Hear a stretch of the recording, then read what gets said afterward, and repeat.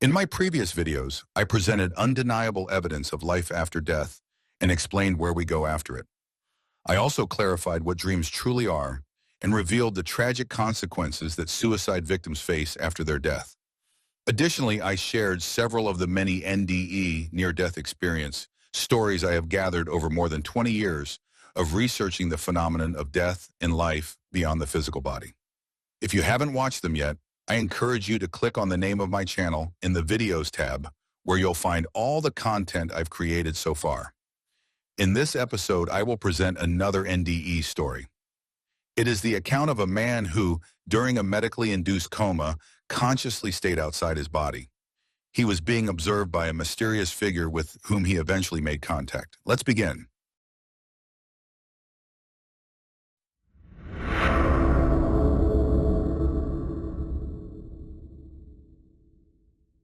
Have you ever heard a story that sounds like it's just out of this world? Well, that is exactly where I was when this episode took place. Out of this world. I went to a place that I now call the spirit world. It was January 1998. I was riding my Harley and was run over by a truck. Life flight to hospital in San Diego. Medical reports say that I had to be revived 3 times along the way. I suffered from 56 broken bones, a collapsed lung, a closed head injury. I had broken my jaw off its hinges, also cracking it, lost teeth, and lacerated my tongue, causing me to drown in my own blood. I remained in a coma for the better part of 3 months. I explain the coma this way because that is how it was. I didn't just one day wake up as if I had been sleeping. After a few weeks of being out, I started to come and go. This went on for quite some time, as the doctors also kept me in a drug-induced coma.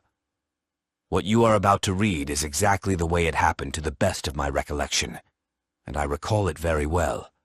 Nothing will be added as to make for a better story, or to make my experience coincide with others. I didn't see any bright lights, tunnel, or hear any beautiful music, no clouds, glitter, or gold. But then again, maybe I wasn't headed in that direction. Although a very large hospital, it's tucked away in the back of residential neighborhood. You only pass by if that's where you're going. The hospital is kind of the neighborhood's dead end. I am positive that I had never been to or by the hospital prior to this experience. I also was unconscious when flown in by life flight. Besides, the heliport landing pad is on the roof, and you then enter from the roof into the trauma area. This is all a very important factor in my story. My room 734 was in the front of the hospital on the 7th floor. The window overlooked the front concrete courtyard type of main entrance that is covered by a weather shield type of roof. The roof blocked the view from my window to the entrance. My body could not make it to the window. Every time I would seem to wake up, I would learn of yet another injury. Then I would return to the place that I hung out, the front courtyard. I found myself out there as if I had a friend who was a hurt patient inside. I was waiting to see if he was going to make it or not.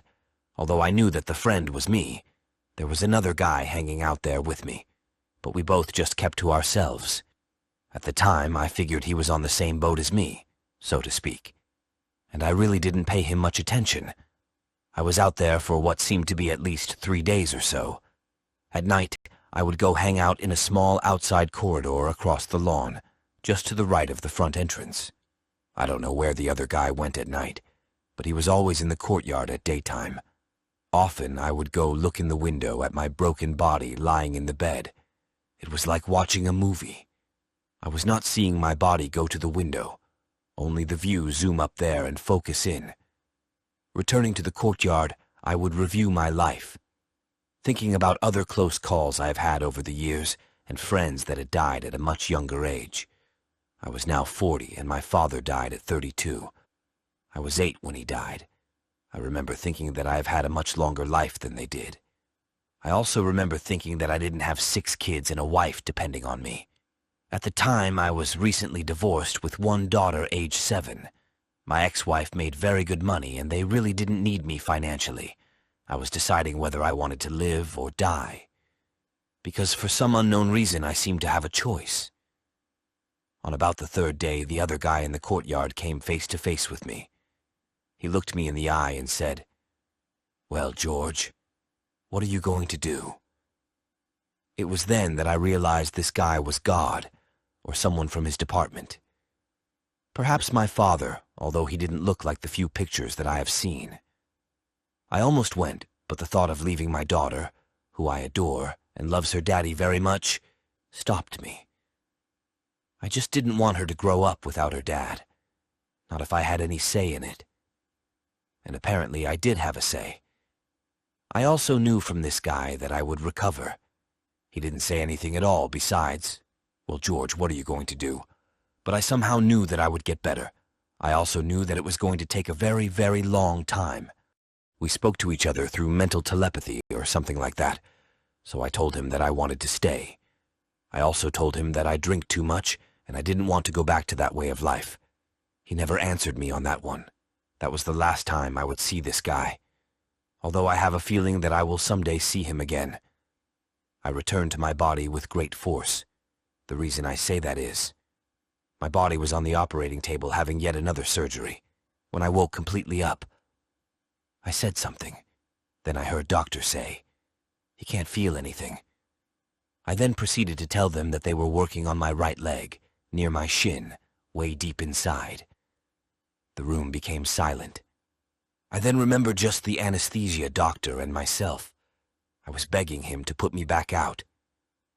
After what seemed to be a long time, he did. My friend Richard was up visiting one night, and I was starting to wake up a lot by now. Richard said he was going outside to smoke. I had been a smoker before the accident myself, so I said, "Take me with you. I haven't had a cigarette in ages. I really just wanted to get out of that bed." I knew if anyone was going to help me, it would be Richard. He and Spivey came to visit a lot, and if I were smoking, I would get to go outside a lot. So Richard got a wheelchair, picked me up, put me in it, and off we went. Down the elevator and out the front door, straight ahead about 30 or 40 feet, then stooped and locked my chair brake. Now my jaw was broken and my teeth wired shut. But I tried to act as if I was enjoying the cigarette so as to get to come back. When we finished smoking and it was time to go back in, Richard turned me around facing the front door and courtyard. Seeing the place where I hung out and where the other guy stood, even the outside corridor where I went at night, I said, "Son of a bitch," that was real. Only then did I realize that my memories were not a dream, and I told Richard the whole story. Shortly after that, Richard said, "We're going to have to start calling you Bones." Spivey said, "You had nothing to worry about. Only the good die young." And I knew that I was going to recover, and I knew it was going to take a very, very long time. In closing, I will tell you that I went 2.5 years without having a drink at all. Now I only drink like a gentleman. What I mean by that is that there is a 6-pack of Bud in my fridge that I bought a month ago. It still has 1 or 2 bottles left. My daughter Kristen is doing great and lives with her dad half of the time.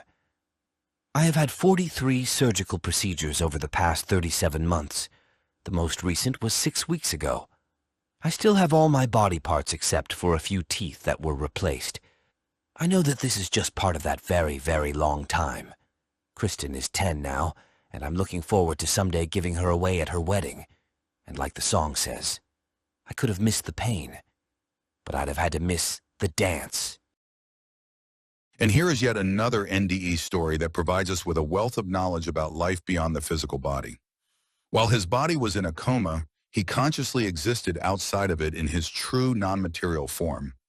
Since he remained within the hospital grounds after awakening in his body and recognizing the courtyard, he gained evidence that this was not just a simple brain projection, as mainstream scientists ineffectively try to convince us. Moreover, it's not necessary to experience a coma or clinical death to consciously and safely leave your physical body.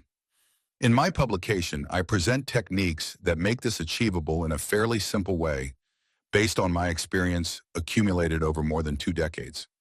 You can find the link to the book in the description below the video. That's all for today. Thank you for being here, and see you next time.